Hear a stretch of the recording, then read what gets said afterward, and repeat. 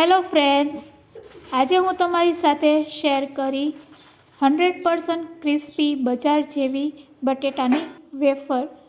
બટેટામાં રહેલા સ્ટાર્ચના લીધે આપણે તેને બાફી પછી સૂકવી અને પછી તેની વેફર બનાવતા હોય છે.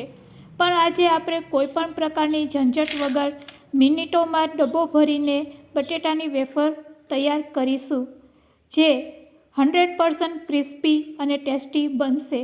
રેસિપી સારી લાગે તો લાઈક અને શેર કરજો. મારી ચેનલ ઉપર નવા હોય તો મારી ચેનલને સબસ્ક્રાઈબ કરી બાજુનું બેલ બટન દબાવવાનું ભૂલશો નહીં, જેથી કરીને તમને મારા નવા વિડીયોનું નોટિફિકેશન મળતું રહે. બાફવાની કે સૂકવવાની ઝંઝટ વગર 100% ક્રિસ્પી ટેસ્ટી બટેટાની વેફર બનાવવા માટે અહીંયા આપણે 2 મોટા બટેટા પસંદ કરીશું.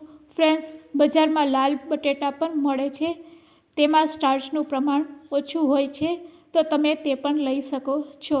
હવે આ બટેટામાંથી પહેલાં આપણે છાલ દૂર કરી લેશું.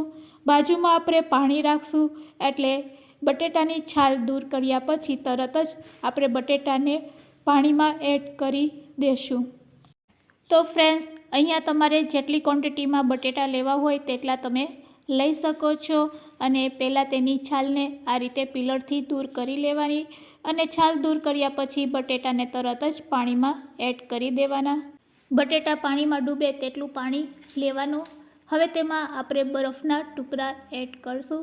ફ્રેન્ડ્સ, ફક્ત આઈસ ક્યુબ એડ કરવાથી જ આપણી વેફર એકદમ સફેદ રેડી થશે.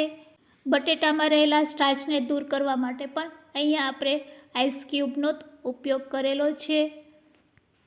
વેફરને ન ધોવી પડશે, ન બાફવી પડશે, ન સૂકવવી પડશે. બસ હવે આપણે તેમાંથી બટેટાને લઈ અને આ રીતે સ્લાઇડરનો ઉપયોગ કરીશું.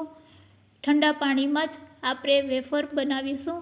સ્લાઇડરની મદદથી તેના ઉપર આ રીતે બટેટાને રાખી અને આપણે બધી વેફર બનાવીને રેડી કરી લેશું. તો ફ્રેન્ડ્સ, આ રીતે આપણે વેફર બનાવીને રેડી કરીશું. ઠંડા પાણીમાં જ આપણે આ રીતે બટેટાની સ્લાઇસ પાડતા જશું. તો ફ્રેન્ડ્સ, તમે જોઈ શકો છો એકદમ સરસ આછી બટેટાની સ્લાઇસ અત્યારે બનીને રેડી છે. બસ આ રીતે આપણે બધા બટેટાની સ્લાઇસ પહેલાં બનાવીને રેડી કરી લેશું.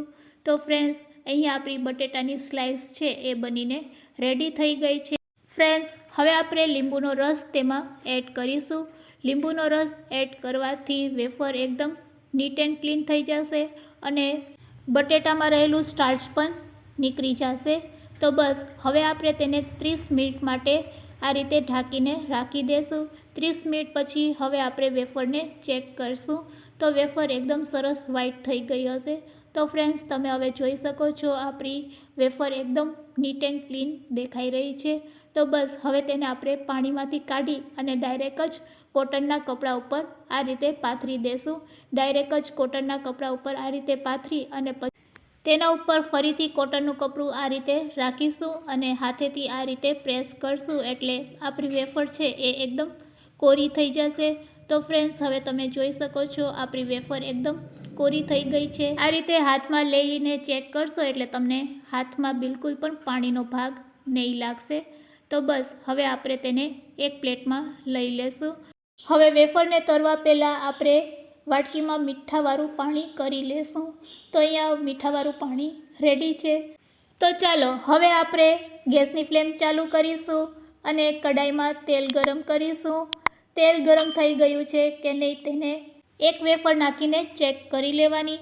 હવે આપણે તેમાં વેફર એડ કરી દઈશું. વેફર એડ કર્યા પછી તેના ઉપર આપણે 1 ચમચી જેટલું મીઠાવાળું પાણી એડ કરી દઈશું અને મીઠાવાળું પાણી કરી અને વેફરને થોડીક વાર રહેવા દઈશું તેલમાં અને પછી આપણે ઝારાની મદદથી તેને પલટાવીશું. અહીંયા આપણે ગેસની ફ્લેમ હાઈ રાખીશું. હાઈ ફ્લેમ ઉપર જ આ વેફરને તળવાની છે.